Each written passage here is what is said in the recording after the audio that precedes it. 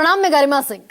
सबसे बड़ा सवाल में आज बात करूंगी शिक्षा की और देश के बड़े शिक्षण संस्थानों की, जहां हम दरअसल अपने बच्चों को पढ़ने के लिए, भविष्य बनाने के लिए भेजते हैं, लेकिन आधी रात को वहां लाठी डंडे चलते हुए दिखाई दिए, मारपीट, पत्थरबाजी, हिंसक झड़प होती हुई दिखाई दी।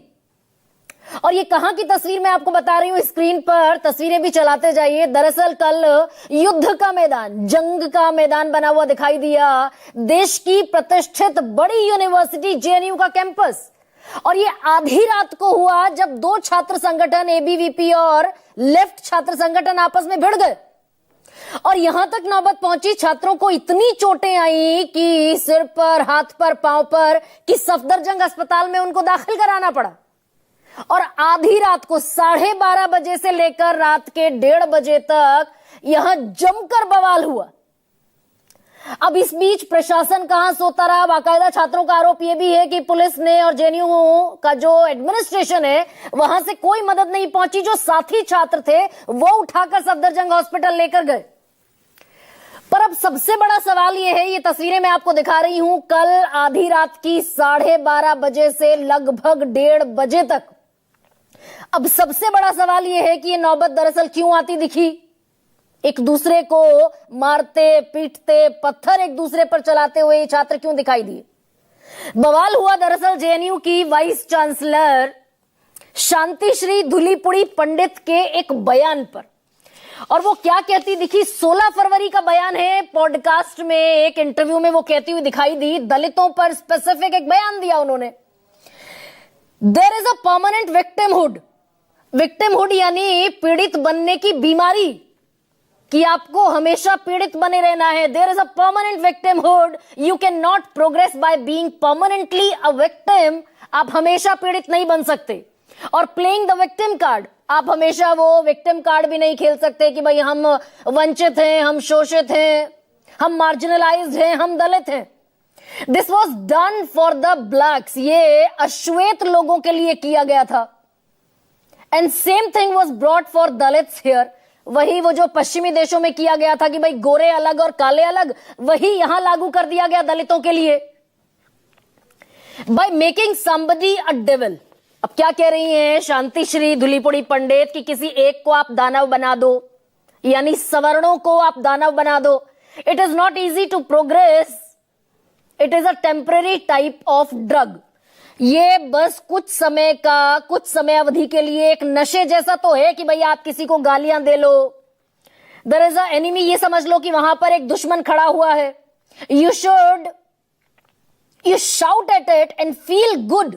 आप उस पर चिल्ला लें और अच्छा महसूस करें, but it is not reality, it is manufacturing reality. ये दरअसल समाज की सच्चाई है ही नहीं कि एक आदमी डेविल है, एक दानव है, एक शोषक है और दूसरा शोषित है।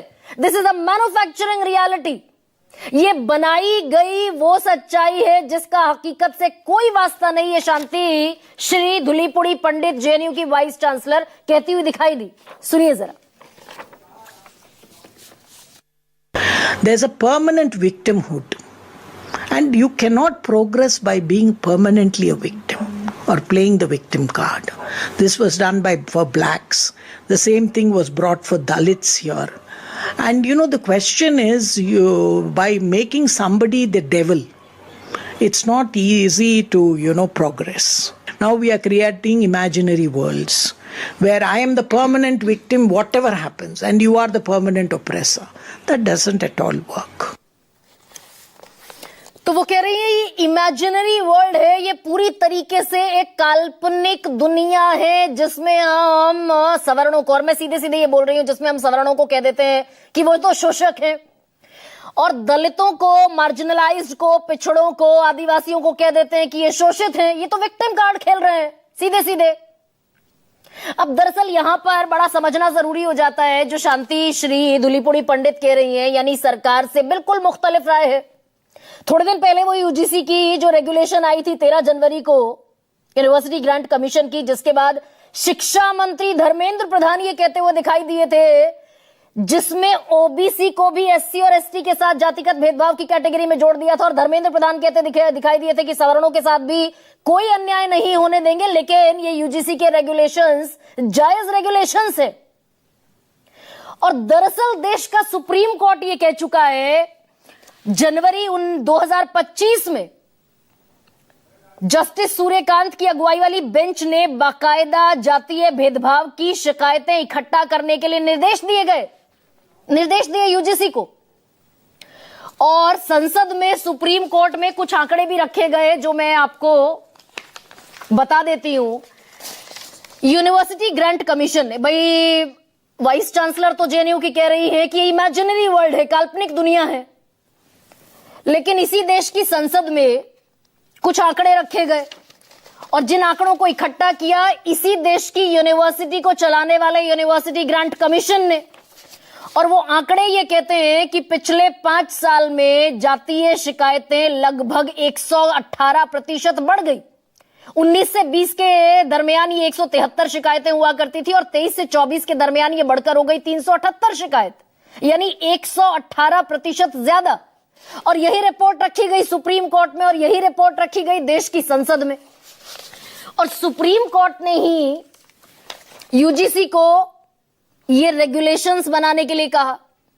जब रोहित वेमुला की और पायल तड़वी, 2 बच्चे जो जातिगत भेदभाव के चलते आत्महत्या करते दिखाई दिए थे, सुप्रीम कोर्ट ने कहा कि भाई अब इन रेगुलेशंस को कड़ा करने की जरूरत है। और कोर्ट के ही निर्देश पर यूजीसी ने जातिगत भेदभाव को बाकायदा स्पेसिफाई किया। अब इसमें धुलीपुड़ी पंडित जो कह रही हैं कोई भेदभाव नहीं दलितों के साथ, वो उतने ही सामान्य हैं जितने हमारे देश में जनरल कैटेगरी के लोग, वैसा ही व्यवहार होता है उनके साथ।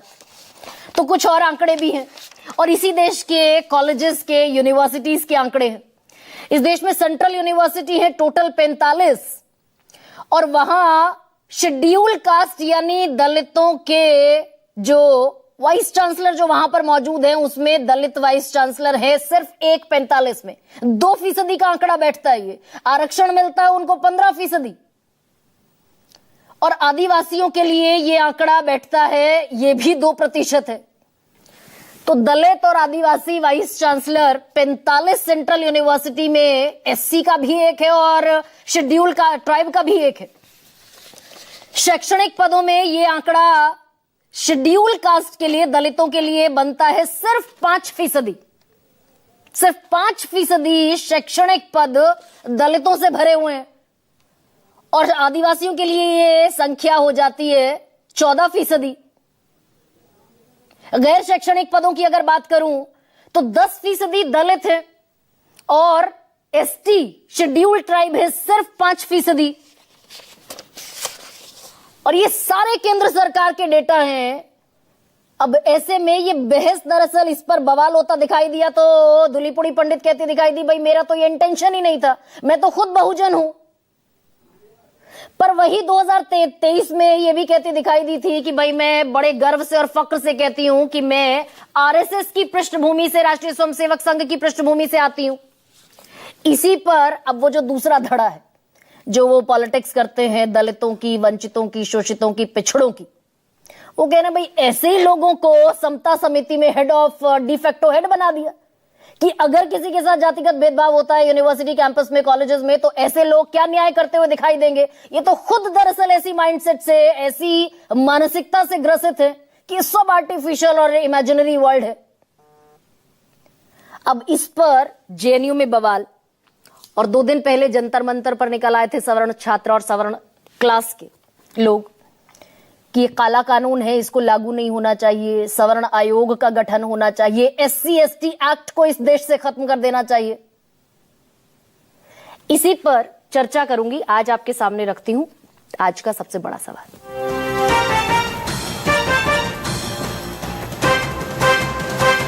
रात भर जेएनयू में पकड़ा पकड़ी, किसी की अकड़ नहीं ढीली। और आज का दूसरा सबसे बड़ा सवाल, दलित खेलते विक्टिम कार्ड, जाति पर जंग अभी होगी और हार्ड।